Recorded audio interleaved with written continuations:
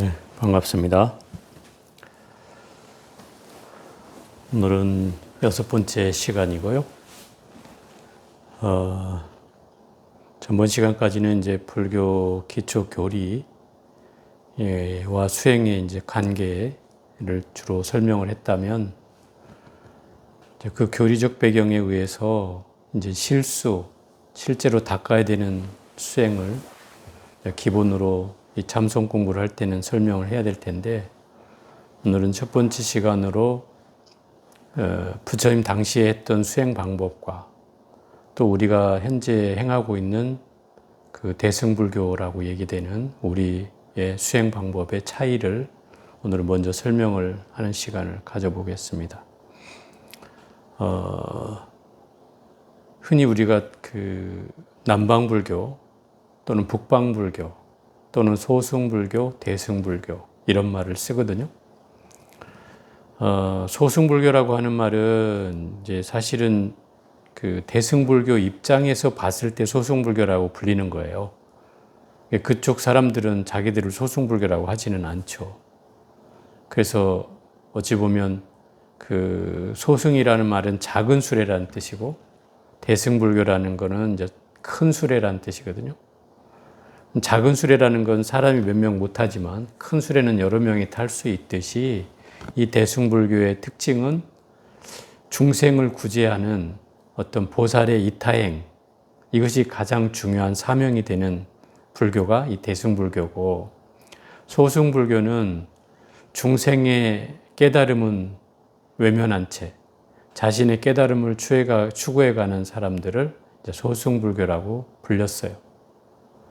이런 문제가 왜 생겨났냐면, 부처님 당시로 거슬러 올라가면 이런 문제가 없을 테인데, 부처님이 돌아가시고 나서 한 100년이 지나자 이제 분열이 일어나기 시작해요. 그 분열이 뭐냐면 사실은 계율에 대한 해석의 논쟁이었어요. 시대가 변하고 또 문화가 변하고 또 역사가 바뀜에 따라서 무슨 문제가 생겼냐면, 특히 이 여름에는, 인도라는 나라는 뭐 거의 10개월이 여름입니다만, 그 소금에 관한 문제가 생겼어요. 더운 나라다 보니까 소금이 많이 필요하잖아요. 탈수 증세를 막기 위해서도 소금이 필요하고, 그래서 절에서 스님들이 어떤 현상이 일어났냐면, 이 대중이 많이 살다 보니까 이 소금을 좀 비축하자. 부처님은 아무것도 소유하지 말라 그랬으니 소금조차도 사실은 소유하면 안 되는데, 이제 한쪽에서는 그러는 거죠. 이 대중이 이렇게 많아지는데 소금 때문에 사람이 죽기도 하고 탈수도 증세도 일어나고 하니 이 소금을 좀 보관하자. 그랬다가 쓰자. 한쪽에서는 안 된다. 부처님은 절대 아무것도 소유하지 말라 그랬다. 그게 이제 서로 분쟁이 일어나기 시작하는 거죠. 부처님이 사실은 그러거든요. 마지막에 유언을 하실 때, 소소한 개는 버려도 좋다. 그 지역과 사정에 따라서 소소한 개는 버려도 좋다. 이런 말씀을 하셨거든요. 이제 그것이 사실은 어떤 측면에서는 뭔가 작은 근본을 해치지 않는 선상에서는 그런 지엽적인 것들은 다 바꿔갈 수 있다. 이런 측면으로 해석이 될 수 있는데, 한쪽에서는 무슨 소리냐. 그래도 부처님이 가르쳐 준 계율은 다 지켜야 한다. 이제 이런 근본주의적 측면을 가진 사람과 좀 뭔가 유연하게 대응하자라는 측면, 이런 부류가 서로 대립하게 되는, 이게 근본 분열이라고 해서 100년 뒤에 이런 현상이 일어난단 말이죠. 그래서 이 흐름이 나뉘어져서 한쪽은 이제 남방불교가 되고, 이 유연한 대처를 하자는 쪽은 이제 북방불교가 된다. 북방불교는 결국 우리가 지금 속해 있는 중국, 한국, 일본 이쪽 나라를 북방불교라고 하고, 그 베트남까지도 쳐주는 거예요. 나머지 남방불교는 뭐 태국, 스리랑카, 미얀마, 뭐 캄보디아, 뭐 라오스 등등의 이런 국가들은 이제 남방불교라고 한다. 이들은 원리적인 부처님의 가르침을 그대로 지켜야 된다라고 주장하는 사람들이고, 지금껏 그렇게 해온다고 자부를 하고 있다. 이 말이죠. 근데 안타까운 것은, 그렇죠. 만약에 부처님 법대로 한다 그러면 부처님 당시에 비구니 스님들이 있었어요, 없었어요? 있었어요. 부처님 당시에 이미. 왜냐하면 그 부처님을 키웠던 마바자파티, 이모거든요. 이모 이름인데 그 이모와 그 부처님의 그 뭐라고 합니까? 아내였던, 왕자였을 때 저기였던 야쇼다라 공주 등이 500명의 그 후궁 여자들과 다른 여인들을 데리고 부처님이 바이샬리라는 나라에 계실 때 그곳을 찾아와요. 500명이. 왜 찾아왔냐면 출가를 허락해달라는 거였어요. 여성의 출가를. 그런데 부처님이 거절을 하죠. 3번을 거절해요. 삼지삼청이라고 하는데 불교의 이 관례가 생긴 이유가 이런 건데 3번을 청해야 된다는 거예요. 그리고 부처님 3번을 거절한 끝에 그 옆에서 시봉하던 안한존자가 강력하게 부처님께 청을 하는 거죠. 여인의 출가를 허락해달라고. 그래서 결국 부처님이 출가를 허용해요. 그런데 조건을 거는 거죠. 그 조건이 뭐였냐면 여성으로서 출가를 해서 산다는 일은 쉬운 일이 아니었어요. 특히나 혼자 수행한다고 하는 건 굉장히 위험한 일이잖아요. 그래서 여러 가지 조건을 거는데 그 조건 가운데 뭐냐면 계율이 그 비구는 250개를 받았고요. 그 다음에 비구니는 300 몇 개를 받았어요. 정확히 저도 기억은 안 나지만 숫자가 한 100여 개가 더 많았단 말이죠.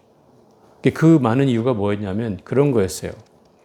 예를 들어서 스님들은 옷 3벌을 입어요.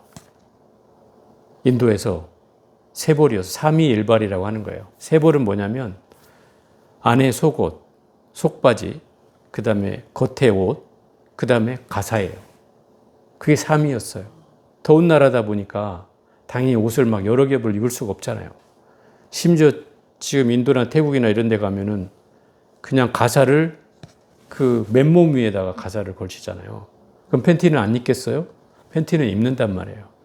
그러니까 원래 부처님 당시로 친다면 그 상의와 하의를 입고 그 위에 가사를 입는 게 3위예요. 그게 이제 기본적인 부처님의 의복이었단 말이에요.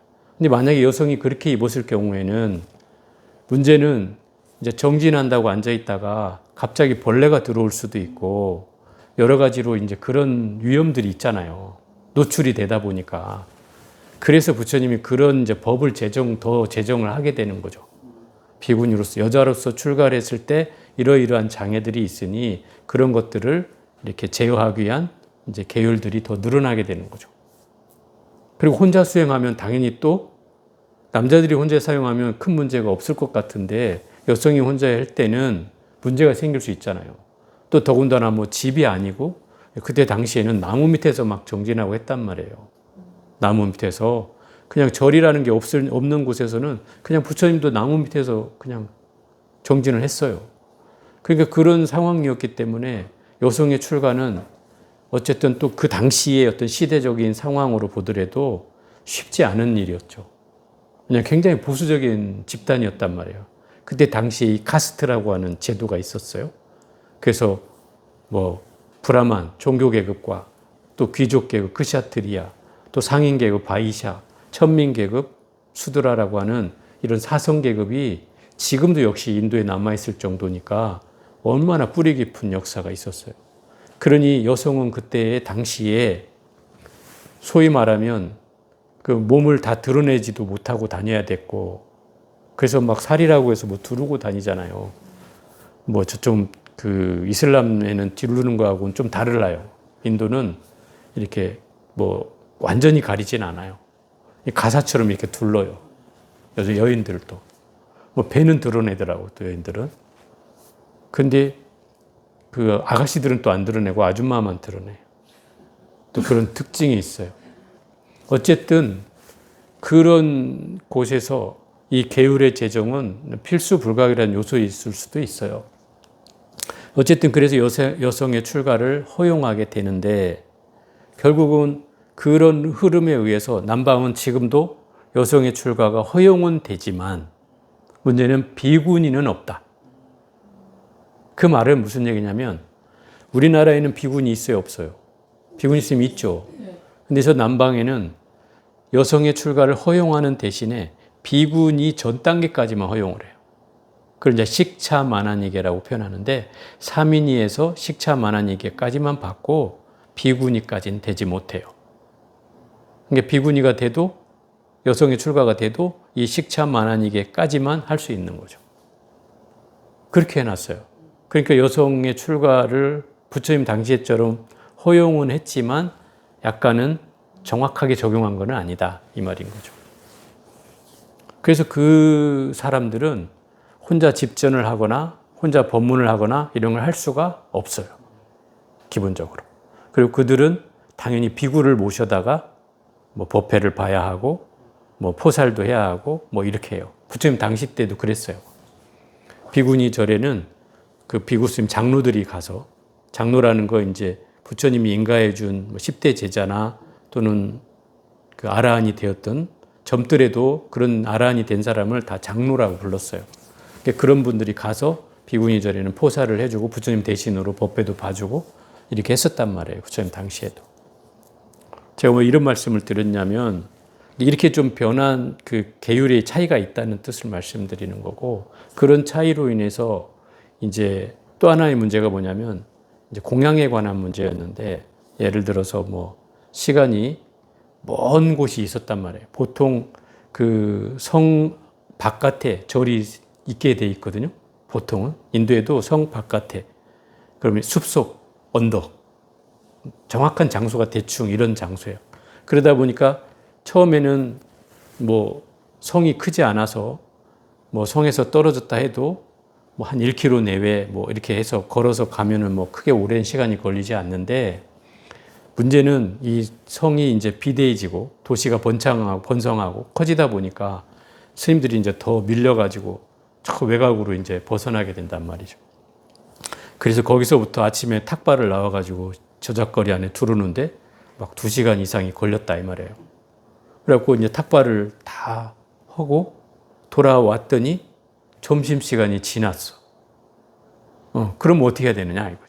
이것 가지고 이제 또 논쟁이 벌어진 거예요. 왜냐하면 부처님은 그랬다고 했잖아요.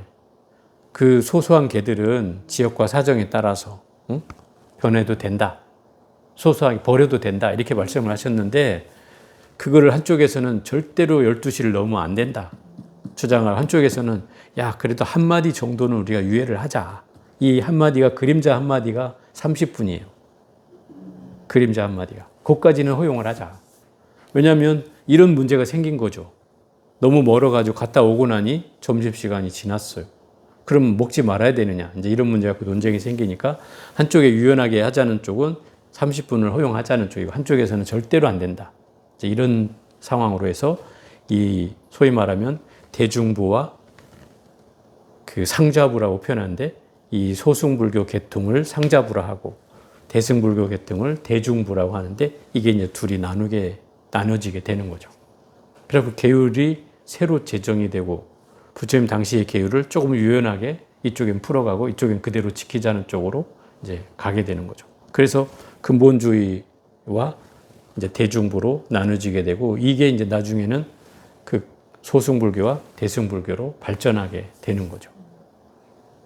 그런데 이 상자부는 특징이 뭐였냐면, 이 사람들은 토론이나 학문적인 연구의 성과는 굉장히 높았어요.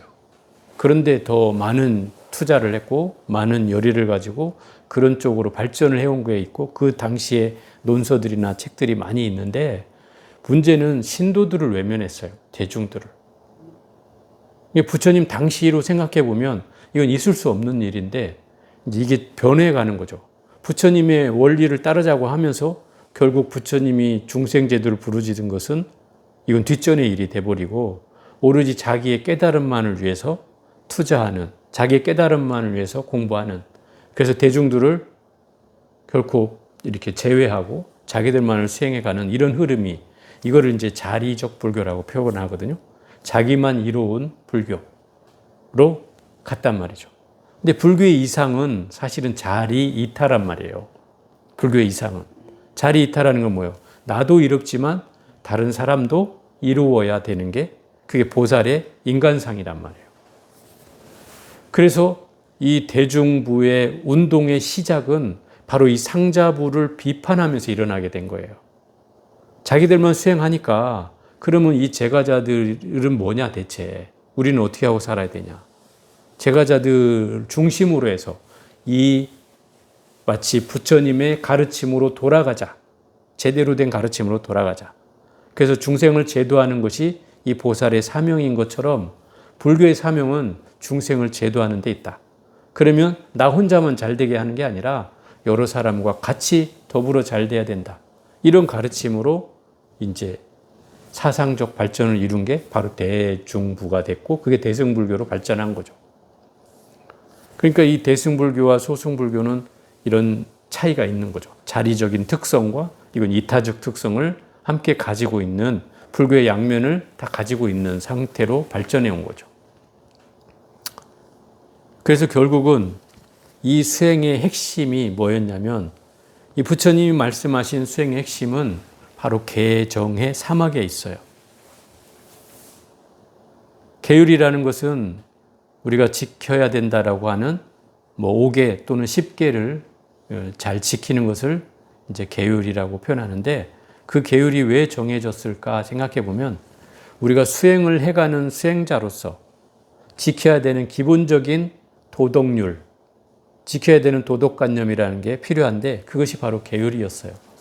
그래서 불교의 계율은 가장 기본적으로 인간으로서 살아가는 데 필요한 가장 기본적인 룰을 가르쳐 준 거예요. 그 기본 룰이 뭐냐면 바로 살생하지 마라. 그죠? 도둑질 하지 마라. 또 수행자니까 당연히 삿된 음행을 하지 마라. 음행을 하지 마라. 삿된 음행이 아니라 그냥 음행 자체를 하지 마라. 그러죠. 스님들은 불음이라고 표현해요. 일반 사람들은 불사음이라고 표현하지만 스님들한테는 불음이었고 그 다음에 거짓말하지 마라.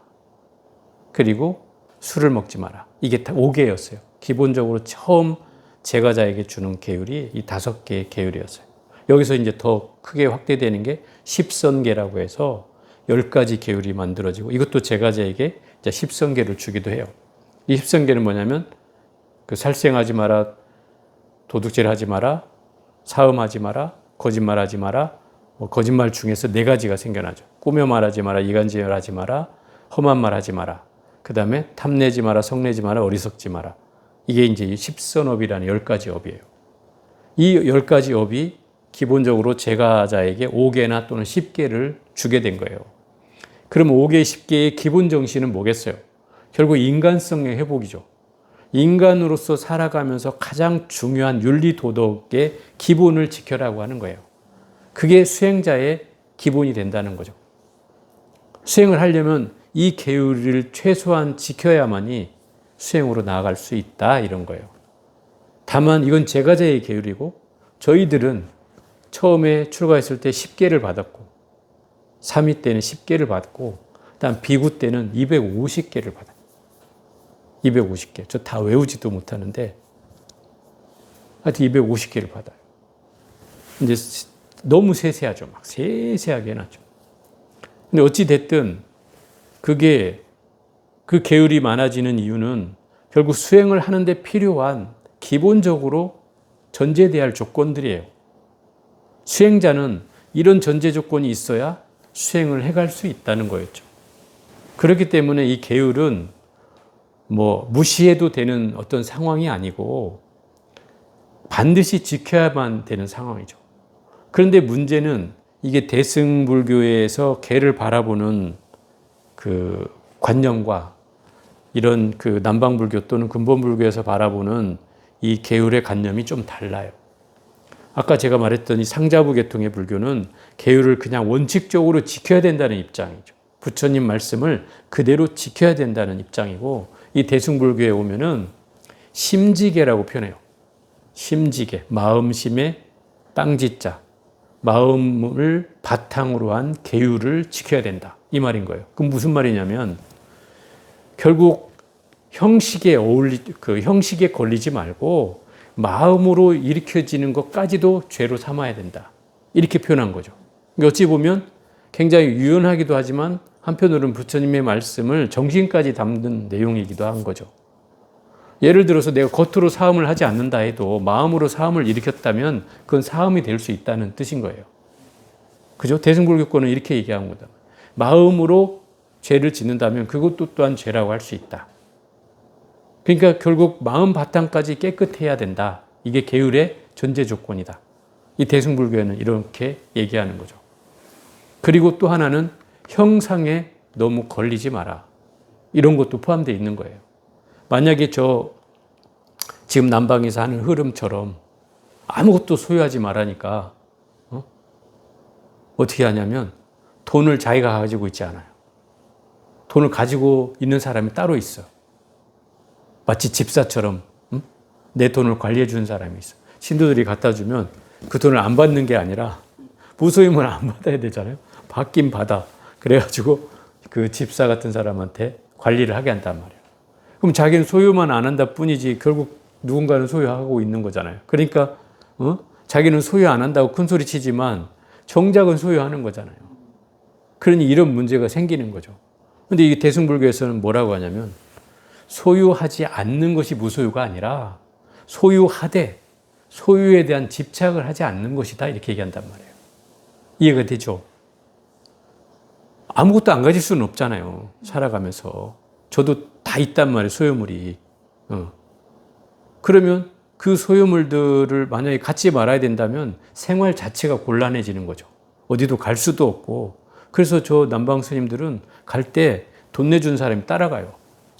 비행기 티켓도 끊어주는 사람이 따로 있고 같이 가서 또 여행 뭐 사면은 돈 내주는 사람이 따로 있고 되게 이렇단 말이죠.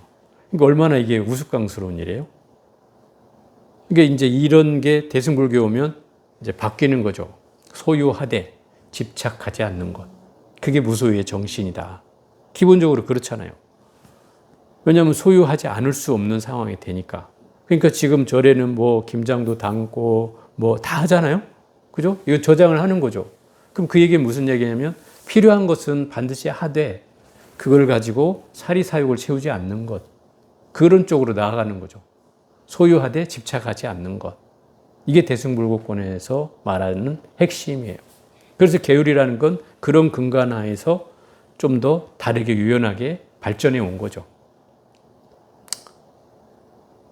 이 계라고 하는 것과 또 그 다음에 계정의 사막이니까 두 번째는 선정이라는 뜻인데 정이라는 말은 선정이라는 뜻이에요.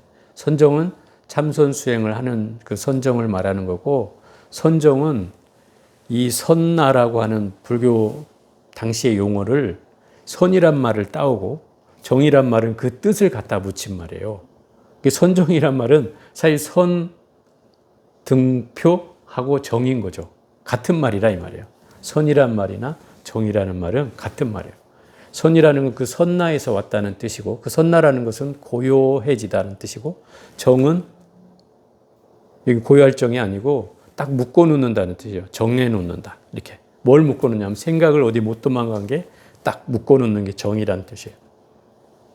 그래서 선정이라는 말을 합쳐서 우리 좌선을 대신하는 말로 쓰고 있는 거죠. 좌선이라는 말은 앉아서 고요해진다는 뜻이 거고 선정은 앉아있든 서있든 간에 그 고요함을 유지하는 게 선정의 의미다 이 말이죠. 그러니까 이 선정이라는 말은 수행의 핵심이고 결국 수행을 해나갈 때는 이 선정이 이루어져야만이 우리가 수행을 한다라고 할 수 있고 이 선정이라고 하는 말은 그래서 마음이 혼란스럽지 않고 산란하지 않고 아주 일정하게 하나에 몰입돼서 어떤 고요해진 상태 이걸 선정이라고 할 수 있죠. 그럼 우리가 화두를 들든 뭐 나무불을 들든 이렇게 집중이 돼서 내 내면을 관조하고 있는 상태를 우리는 선정이라고 할 수 있다. 그리고 세 번째가 학해서 이거는 해라고 해서 지혜라는 뜻인데 이 지혜는 불교에서 말하는 지혜와 일반적인 지혜는 조금 다릅니다. 무슨 말이냐면 불교의 지혜는 이걸 반야로 사용을 했고 일반적인 지혜라는 말 대신으로 반야라는 말로 사용을 했어요. 왜냐하면 이 혼동이 올까 봐 그런 거죠. 일반적인 지혜를 우리는 슬기롭고 총명하다 이런 뜻으로 지혜를 쓸 수 있다면 이 절제반에서 쓰는 이 지혜라는 말은 고요한 수행을 통해서 드러나는 것을 지혜라고 한단 말이에요. 밝아지는 것을 지혜라고 한다. 그렇기 때문에 조금 다른 개념으로 사용한다. 그리고 이 지혜는 반드시 그 고요함을 통해서 일어나야 되는 거고, 물론 이제 부처님 경전에는 상근기는 이미 그걸 갖추고 있는 사람도 있다라고 얘기를 하고 있지만, 일단 그런 사람은 소수이기 때문에 대부분의 사람들을 위해서 표현하자면 이 고요한 수행을 통해서 드러나는 밝은 것이 바로 지혜다. 그런 상황이 바로 우리가 수행으로 얘기하는 사막, 개정의 사막이라고 하는 거다. 이것은 부처님 당시의 수행 방법의 기본적인 그 순서였어요. 계율을 지키고 선정을 닦고 지혜를 얻는, 그래서 깨달음으로 나아가는, 이게 말하자면 어떤 순서였단 말이에요. 근데 이 대승불교권에 오면서는 물론 이 세 개의 수행 방법을 바탕으로 해서 여기에 이제 육도가 만들어져요. 육바람이라고 보통 표현하는데, 보시, 지계, 인욕, 정진, 선정, 지혜, 이 6가지가 바라밀이 만들어진다. 바라밀이라는 말은 완성되다, 이루어지다 이런 뜻이에요. 그럼 보시 바라밀 이러면, 보시라는 건 베푼다는 뜻인데, 베푸는 것을 완성하는 것, 그것이 수행의 덕목이었어요. 첫 번째 덕목. 베푸는 것. 이게 소승불교나 남방불교, 근본불교에서는 계율이라는 걸로만 얘기했지만 정작 여기에 베푸는 방법은 나오지 않잖아요. 수행을 오로지 개정의 사막으로만 닦아야 된다라고 얘기했고, 이 대승불교권에 오면 육바라밀을 닦아야 된다. 그 중에 첫 번째가 보시인데, 이 보시는 대중에게 베푸는 것이고, 그 베푸는 것은 법을 베풀고 진리를, 가르침을 베풀고 또 재물을 베풀고, 그 다음에 무해시라고 해서 두려움을 없게 해주는 것도 보시다. 이렇게 얘기를 하고 있다. 상대에게 편안함을 주면 그것도 또한 보시다. 이게 보시의 3가지 조건이었어요. 이 보시는 왜 만들어지냐면, 아까 제가 얘기했잖아요. 대승불교의 핵심은 이타적 수행이라고 했잖아요. 이타행. 다른 사람을 위한 수행을 보살의 사명으로 삼으니, 그것의 핵심이 뭐냐면 베푸는 거죠. 그래서 나 외에 다른 사람에게 그게 가르침이 됐든 또는 재물이 됐든 또는 편안하게 해주는 것이든 그런 경계로 베풀어 주는 것, 이것이 보시바라밀이다. 근데 이 보시바라밀이 왜 필요한가? 이건 수행을 해서 지혜를 얻는 데 필요한 것이다 이 말이에요. 보시바라밀이 지혜를 얻는 데 필요하다는 거예요. 그렇게 이제 대승불교에 얘기를 해요. 그 다음에 두 번째가 지계바라밀인데, 이건 계율이라는 말과 똑같은 말인데, 계율을 지키는 것을 완성시키는 게 지계바라밀이고, 이 지계바라밀은 앞에서 말한 개정의 사막의 계에 해당하는 말이다. 그래서 계율을 지키는 것, 5개 또는 10개를 지키는 것을 말하고, 그 다음에 인욕바라밀이라고 해서, 인욕은 욕됨을 참아내는 것을 인욕이라고 하고, 그 바라밀은 욕됨을 참아서 완성하는 걸 말한다. 이 완성이라는 말은 결국 수행을 통해서 얻어진다는 뜻이에요. 그래서 바라밀이라는 말이 붙는 거예요. 그래서 이 인욕이라는 말은 결국 지계와 이 맥이 맞닿아 있어서, 앞에서 말한 개정의 사막을 빗대서 얘기하자면, 개정의 사막에 되어 있는 2가지를 빗대자면 지계와 인욕바라밀이 바로 이 계에 해당하고, 그 다음에 선정이라고 하는 말에는 3번째 덕목인 정진, 보시, 지계, 인욕, 정진, 4번째 덕목이에요. 정진이라는 바라밀과 선정이라는 바라밀이 있다. 정진은 끊임없이 노력해서 물러서지 않는 것이 정진바라밀이에요. 물러서지 않는 것. 그것이 정진바라밀이고, 그걸 완성하는 게 이제 정진바라밀이라고 불리고, 선정바라밀은 고요한 수행을 통해서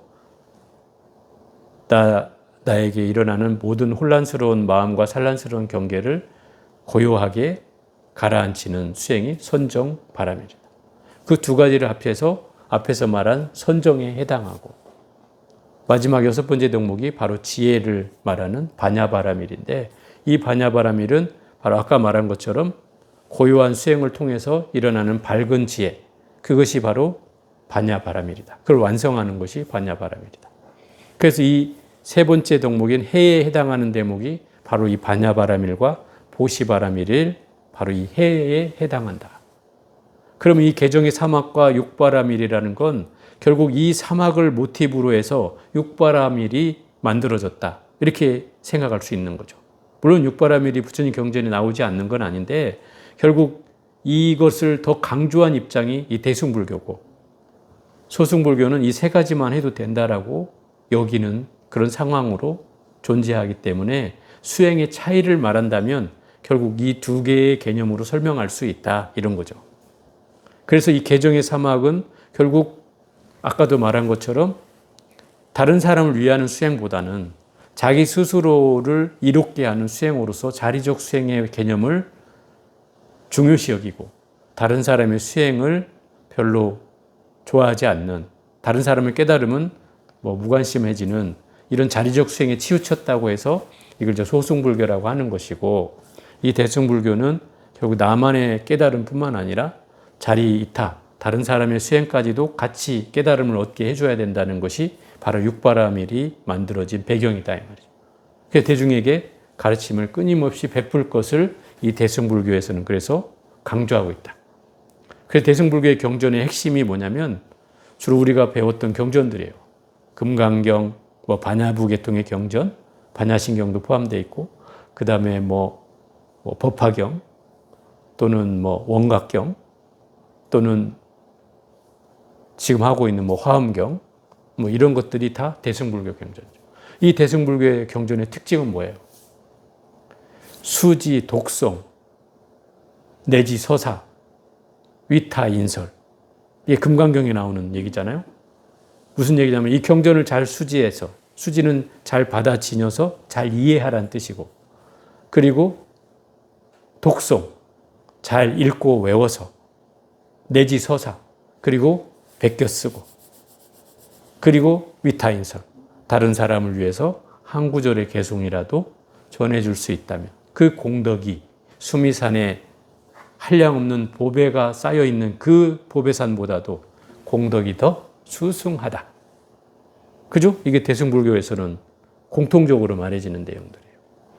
그래서 원각경에도 반개송이라도 내가 다는 모른다 해도 반개송이라도 누군가에 전해줄 수 있다면 훨씬 이 칠보르 장엄한 공덕보다 크다. 모든 대승경전에서 이렇게 나온단 말이에요. 그것은 결국 무슨 얘기예요? 남한테 보시하고 전해주는 이 공덕이 이타행의 핵심이잖아요. 결국 대승불교의 핵심인 거죠. 그래서 이 대승불교의 경전들은 바로 이런 걸 강조하게 되는 거죠. 그래서 훨씬 더 이 대승불교의 그 교리책에는 이타행의 강조가 되고 그런 인간상의 가장 완전한 인간상으로서 보살이 더욱더 등장하게 되는 거고 보살의 개념이 더 확대되는 거죠. 그래서 보살이라는 건 우리가 가야 될 중생들의 이상적인 인간상을 표현한 거죠. 그죠? 모양만이 아름다운 게 아니라 이 보살들의 핵심은 나의 깨달음을 뒤에 두더라도 중생들의 깨달음을 먼저 얻게 하겠다는 분들이잖아요. 지장보살은 지옥에 오는 중생이 다 한 중생도 없어지는 날까지 자기는 지옥 문전에서 깨달음을 미루고 그들을 구제하겠다. 이런 분이 지장보살이고 관세음보살은 나를 부르는 사람이 있다면 일심칙명으로 나를 부른다면 내가 그들에게 모든 그들의 괴로움을 벗어나게 해주겠다. 어떤 것이든 벗어나게 해주겠다. 그래서 그 보문품에 나오는 판란이 주로 등장한단 말이에요. 판란은 뭐예요? 물에 빠지고 불에 떨어지고 그죠? 그 다음에 태풍의 표류가 되고 강도를 만나고 낭떠러지에 떨어지고 또 감옥에 들어가고 이런 어려움들이죠. 그죠? 그런 어려움들을 만날 때마다 관세음보살을 일심으로 부르면 관세음보살이 그 소리를 듣고 그를 그 괴로움으로부터 벗어나게 해줬다. 물에 빠진 자는 얕은 물에 이르게 하고 불에 떨어지는 자는 타 죽지 않게 하고 낭떠러지에 떨어지는 허공중에 머무르게 하고 무슨 전지전능한 하느님처럼 막 얘기한단 말이에요. 사람들이 그렇게 얘기해요. 하나님이나 똑같네 이렇게 얘기하지만 거기에 나오는 중요한 코드가 있죠. 조건이 있어요. 일심칙명하면 이렇게 나온단 말이에요. 관세음보살을 일심으로 부르면 그렇게 해주겠다 이 말인 거예요. 그렇죠. 그런데 우리는 그 말은 안 믿고 야 관세음보살 하면 다 한대잖아. 그러니까 그래서 보살님들 어디서나 관세음보살 이러고 막 다니잖아요. 그게 이제 기본적으로 경전에는 그런 수행 코드가 담겨 있다는 거예요. 저는 이 경전을 그래서 제대로 보자고 하는 거예요. 그래야 우리가 제대로 된 공부를 해나갈 수가 있다는 거죠. 그래서 소위 말하면 근본불교에서 파생된 남방불교, 또 그 사이에서 상자부와 대중부로 갈라져 있다가 대중부에서 더 발전한 대승불교라고 하는 그 수행 방법의 차이는 이게 자리적이냐 이타적이냐에 따라서 크게 나눌 수가 있고, 그 자리적인 수행이 개정의 사막을 기본으로 하고, 또 이타적 수행도 사실 그것을 기반으로 하지만 좀 더 강조된 측면은 대중을 위한 가르침의 베품이 더 강조된 내용들이 이 대승경전이다 이 말이죠. 그리고 그게 수행이에요. 보시바라밀도 수행이었고, 또 그런 보시바라밀 중에는 가르침과 재물과 편안하게 해주는, 두려움을 없게 해주는 것까지도 그 보시에 대한 내용으로 이해가 되듯이, 결국 이 대승불교는 나 혼자만이 깨닫겠다는 것이 아니라 내가 깨달음을 얻고자 하는 이유는 다른 사람들과 깨달음을 함께 나누기 위한 것이 이 대승불교의 깨달음의 이유였다 이 말이에요. 그게 핵심인 거죠. 그래서 기본적으로 수행을 해나가는 이유가 나 혼자만 잘 살겠다고 하는 것이 아니라 결국 그 깨달음을 통해서 중생에게 회향을 통해서 중생들을 또 깨달음으로 인도하는 그런 경계로 나아가는 것이 바로 이 대승불교 수행의 핵심이다 이 말이죠. 그래서 결국 이 불교의 흐름은 이런 식으로 흘러서 발전해 온 거죠. 지금도 여전히 남방불교는 그 수행을 굳건히 자기들은 지키고 있고 전통을 고수한다는 명목으로 지키고 있고, 이쪽 대승불교권은 그러한 사상에서 좀 더 발전해서 이 수행 방법들이 진화되기 시작하는 거죠. 그래서 부처님 당시의 수행 방법이 시대와 역사를 달리하면서 조금씩 변해와요.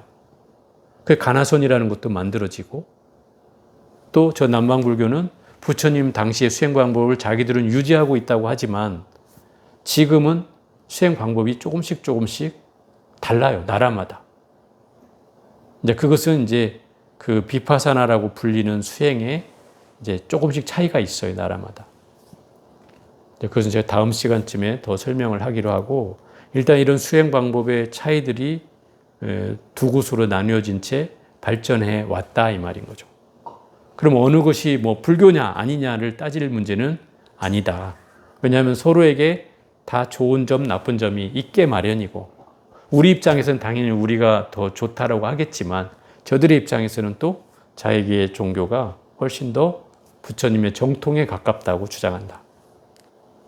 그래서 서로가 지금 흐름은 인정을 않고 있는 흐름이에요. 예를 들어서 내가 저 남방에 가면 스님으로 인정을 받느냐? 못 받아요. 또 마찬가지로 저 남방에 있는 스님이 우리나라에 오면 물론 스님이라고 불리긴 하지만 만약에 우리나라 종단에 들어온다면 다시 계를 받아서 다시 출가를 해야 되는 이런 상황이 벌어지고, 우리도 마찬가지로 다시 갔을 때 똑같이 처음부터 다시 해야 되는 이런 문제가 생긴다는 거죠. 아이러니하게도 그들의 종단에 들어가려면 그렇다는 거예요. 스님 행사를 하는 건 어렵지 않지만 이제 그런 상황이 서로에게는 뭔가 인정하지 않는 부분들이 아직은 존재한다라고 하는 안타까움이 있죠. 어찌됐든 남방불교의 수행은 결국 부처님 말씀에서 다 나온 수행들 방법이긴 하죠. 그렇지만 그들의 수행의 흐름은 자리적인 대로 흘러간 것이고, 이 대승불교권은 그러한 비판으로 일어난 거기 때문에 이타적 수행 방법으로 흘러온 거다 이 말이에요. 그것이 차이가 있는 거죠. 그런데 지금 역사적으로는 이 선방에서 수행하고 있는 측면의 수행은 주로 자리적 수행으로 흘러오고 있고, 이타적 수행을 하고 있는가? 이거는 이제 그 안에서 어떻게 내용적인 부분이 있을 수 있겠지만 형식적으로는 이제 자리적 수행으로 이제 맥을 이어오고 있고, 또 그리고 이 어찌 보면 조계종의 가장 핵심은 수행이 중심인 간화선의 수행의 중심인 종단이 이 조계종이란 말이에요. 조계라는 말 자체가 이미 그 육조 해능 스님이 살았던 산이 조계산이고, 그 스님이 살았던 산의 이름을 땄다는 것은 결국 육조 해능 스님의 법을 이었다고 볼 수 있는 게 조계종이죠. 그러니까 조계종은 결국 수행 종단이라고 할 수 있죠. 그래서 한참 제가 출가를 했을 무렵에는 그 간화선을 중심으로 한 수행 종단이라는 걸 엄청 강조했어요. 그래서 심지어 저희 출가했을 때 초반기까지만 해도 불교 의식을 되게 간소화했어요. 그때 만들어진 게 우리 칠정예라고 하는 예불이고, 그 이전에는 좀 더 많은 예불의 형태가 있었어요. 향수예례도 있었고, 뭐 예불이 긴 예불이 많습니다. 실제로 그 성문의범이라 옛날 책에 보면 막 1시간짜리 예불도 있단 말이에요. 그 옛날에 그렇게 길었어, 예불이. 근데 이게 이제 의식을 간소화하면서 자꾸 줄어진 거죠. 그리고 여러분들은 모르겠지만 제가 출가했을 때 그 49제를 이렇게 제가 할 사람이 없어가지고 옆에서 이제 그 목탁 쳐주라 그래가지고 막 행자 때도 제가 가서 막 목탁 쳐주고 그랬는데, 그때에 그 49제 의식이 아침 4시까지 지내고 나서 점심 먹고 오후에 또 지내고 이랬어요. 한 서너 시간을 했어요. 지금 아마 서너 시간 하면 다 도망가겠죠. 그러던 시절이 있었단 말이에요. 근데 지금은 이게 간소화됐잖아요. 근데 다시 또 최근에 와서는 이게 이제 반대로 역전이 돼가지고 이제 연불도 하고, 그죠? 그 다음에 이제 뭐 경전도 배우고, 뭐 선방도 있고, 이게 이제 전부 다 하게 되는 그런 종단이 돼가고 있는 거예요. 처음에는 연불하는 거를 되게 줄이기 시작했어요. 그걸 강조하다 보니까. 그런데 어느 순간부터 다시 또 의식을 되찾아야 된다 이래가지고 연불학교도 만들어지고, 뭐 범패하는 스님도 만들고, 또 그 스님들이 또 가르치는 스님도 있고 해서 연불 강원도 생겨나고, 뭐 강원도 또 발전하고 이래가지고 이제 세 개가 다 공이 함께 이루어지는 그런 공간으로 이제 만들어졌죠. 어찌 보면 수행의 방법은 참선에만 있는 건 아니기 때문에 뭐 다양하게 할 수 있는 수행 방법이라면 좋죠. 근데 문제는 이게 이제 장단점이 다 있는 거죠. 불교는 수행 방법이 너무 많다. 너무 많다. 그래서 신도들이 헷갈려 한다.